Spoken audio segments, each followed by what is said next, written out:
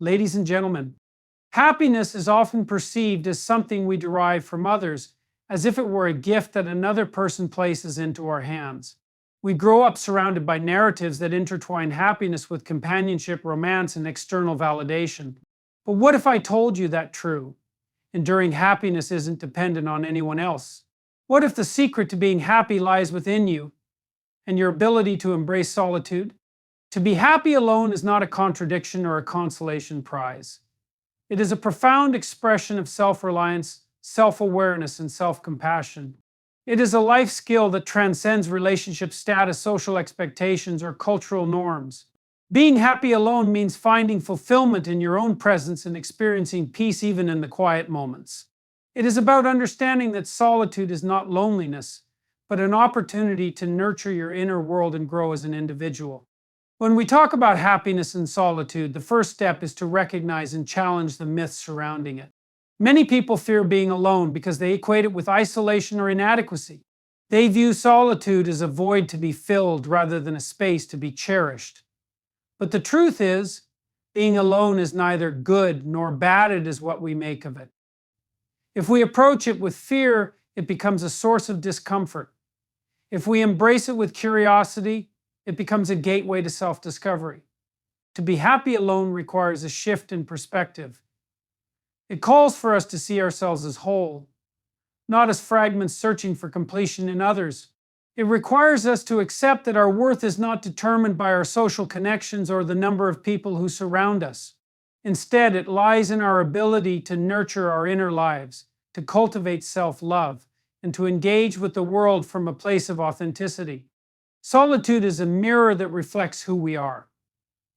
In the company of others, it is easy to lose ourselves in the noise, to conform to expectations, or to mask our vulnerabilities. But in solitude, we confront our true selves. We see our strengths, our fears, our dreams, and our insecurities. This self-awareness is a cornerstone of happiness. When we know who we are, we can better understand what truly brings us joy and meaning. We learn to trust ourselves and make choices that align with our values. One of the keys to being happy alone is to cultivate a rich inner world. This means engaging in activities that inspire, challenge, and fulfill you. Whether it's reading, painting, gardening, writing, or exploring nature, these pursuits allow you to connect with yourself on a deeper level.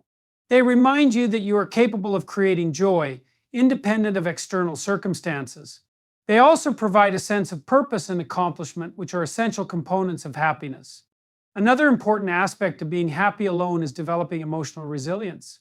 Life is full of ups and downs, and it is natural to experience moments of sadness or loneliness. But when we build our resilience, we learn to navigate these emotions without being overwhelmed by them. We understand that they are temporary and that we have the strength to endure them.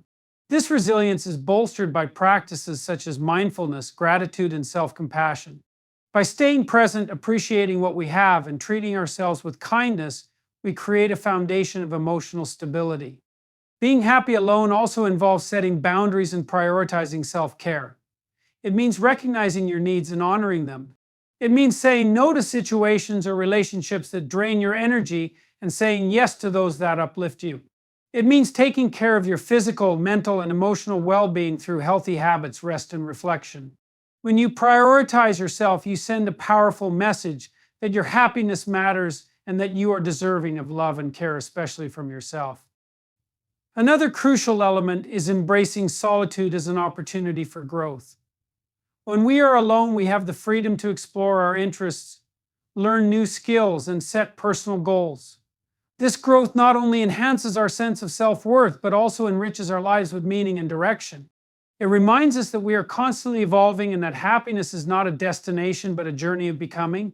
To be happy alone, it is also essential to cultivate a sense of connection with the world. Solitude does not mean isolation from others or disengagement from life. It is about finding balance, spending time alone, while also nurturing meaningful relationships and engaging with your community. Acts of kindness, volunteering, or simply sharing your talents with others can bring immense joy and a sense of belonging. These connections remind us that we are part of something larger than ourselves and that our contributions matter. One of the most profound lessons of being happy alone is learning to embrace imperfection. Society often pressures us to present a picture-perfect life filled with constant companionship and success. But real happiness comes from accepting ourselves as we are, flaws and all. It comes from letting go of comparisons and recognizing that our journey is unique. When we stop seeking validation from others and start validating ourselves, we free ourselves from the burden of unrealistic expectations. Being alone also offers a unique opportunity to deepen our relationship with nature and the world around us. Time spent in solitude outdoors can be incredibly healing and rejuvenating. The stillness of a forest, the vastness of the ocean, or the beauty of a sunset can remind us of the interconnectedness of life and our place within it. These moments of awe and wonder ground us, reminding us that happiness can be found in the simplest of experiences.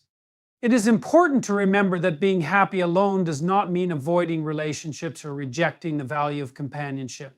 Rather, it means approaching relationships from a place of wholeness. When we are happy alone, we no longer seek others to fill a void or complete us. Instead, we choose to connect with others because we genuinely value their presence. This leads to healthier, more fulfilling relationships based on mutual respect and authenticity. In conclusion, being happy alone is not about shutting the world out, but about tuning into yourself. It is about finding joy in your own company and embracing the freedom that comes with solitude. It is about cultivating self-love, nurturing your passions, and building resilience. It is about seeing yourself as whole, worthy, and capable of creating your own happiness. So I invite you to take a moment and reflect on your relationship with solitude. Are you comfortable being alone, or does it make you uneasy? What would it take for you to find happiness within yourself? Remember, the journey to being happy alone is not always easy, but it is profoundly rewarding. It is a journey of self-discovery, growth, and empowerment, and in the end, you may find that the most important relationship you will ever have is the one you have with yourself. Being happy alone requires an acknowledgement of the fact that life's most intimate conversations often happen between you and your inner self. It is in solitude that you can truly listen to the whispers of your heart and the murmurs of your soul. These moments of introspection are not just about finding answers, but about asking the right questions. Who are you when no one is watching? What truly brings you joy? What do you value most in life? These are questions that the noise of the world often drowns out. But solitude gives you the clarity to explore them deeply. One of the great misconceptions about happiness is that it is tied to constant activity or external stimulation. Yet, happiness can be found in stillness. It is in the quiet moments of sipping tea by yourself, gazing out of a window at the rain, or lying under the stars that you connect with the profound simplicity of life. These moments are reminders that happiness is not always about doing, but about being. It is about appreciating the present without wishing for it to be different. Another profound aspect of being happy alone is rediscovering the beauty of self-expression. When you spend time with yourself, you have the freedom to express your thoughts and emotions without fear of judgment. This could take the form of journaling, where your words flow unfiltered onto the page, or through art, music, or any creative outlet that resonates with you. These acts of expression are not only therapeutic, but also empowering. They allow you to celebrate your individuality and give voice to the unique perspectives that make you who you are.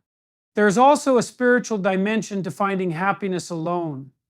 Whether or not you subscribe to a particular faith or philosophy, solitude often brings a sense of connection to something greater than yourself. This could be a sense of unity with nature, an alignment with the universe, or simply a deeper understanding of your own purpose. In these moments, you may realize that happiness is not about what you have, but about who you are and how you choose to show up in the world. A powerful way to enhance your experience of solitude is by practicing gratitude. Gratitude shifts your focus from what is lacking to what is abundant in your life. It helps you see the beauty in the mundane and the blessings in the challenges. When you are alone, take a moment to reflect on the things you are grateful for. They could be as simple as a good meal, a comfortable home, or the ability to experience the world through your senses. Gratitude transforms solitude into a celebration of life's small miracles. Learning to be happy alone also teaches you the value of patience. In our fast-paced world, we are often conditioned to seek instant gratification. But happiness, especially the kind that comes from within, takes time to cultivate. It requires patience with yourself as you navigate your emotions, patience with the process of growth, and patience with life's uncertainties. This patience is not passive, it is an active trust in the journey, a belief that you are exactly where you need to be. Another dimension to consider is the role of self-compassion. When you are alone, you have the opportunity to be your own best friend. This means treating yourself with kindness, especially during moments of struggle or failure. It means silencing the inner critic that tells you you're not good enough and replacing it with a voice of encouragement and understanding. Self-compassion is not just about being kind to yourself, it is about accepting yourself as you are, with all your imperfections, and recognizing that you are deserving of love and happiness simply because you exist. One of the most liberating realizations you can have when you learn to be happy alone is that your happiness is within your control. It is not dictated by external circumstances or other people's actions. This realization is empowering because it means that no matter what happens in life, you have the tools to create your own joy. This doesn't mean you won't face challenges or hardships, but it does mean that your inner peace is not at the mercy of the world around you. As you embrace solitude, you also begin to redefine success. Society often measures success by external achievements, career milestones, material possessions, or social status. But when you are content with your own company, success becomes about living in alignment with your values and pursuing what truly matters to you. It becomes about the quality of your experiences and the depth of your relationships, including the one you have with yourself. Ultimately, being happy alone is about living authentically. It is about shedding the masks you wear for the world and embracing your true self. It is about finding joy in the ordinary and peace in the stillness. It is about realizing that you are enough, just as you are, and that your happiness is not contingent on anyone or anything else.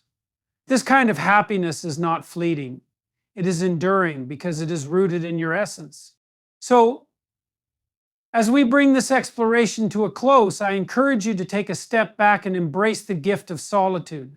See it not as an absence, but as a presence, the presence of yourself, your thoughts, and your unique journey. Thank you.